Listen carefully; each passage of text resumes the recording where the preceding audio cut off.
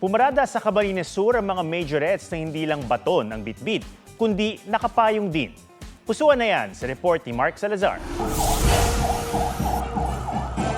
Unbothered by the sun ang mga maririkit. Sila'y nakapayong habang pumipilantik ang baton. Sila ang Camsur Majorettes. Nagmula sa iba't ibang paaralan sa probinsya at bumuo ng grupo para magbigay saya sa mga provincial parade at events. At ang payong, part talaga ng kanilang magarang costume. Naisipan nila na hindi lang para maiba, kundi para na rin sa kanilang kalusugan, lalo na't sobrang init ngayon. Effective din kahit umulan. Kaya naman itong mga tropical divas, slay whatever the weather. Mark Salazar, nagbabalita para sa GMA Integrated News.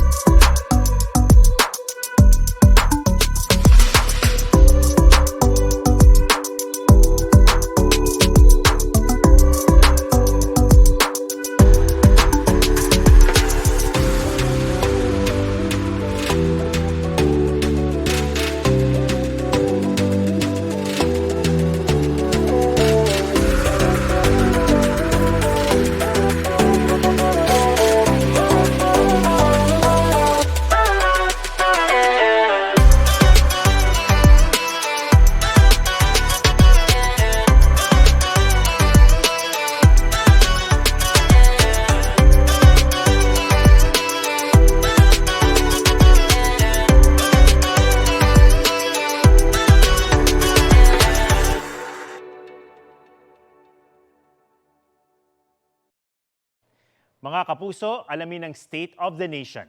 Mag-subscribe sa GMA Integrated News sa YouTube.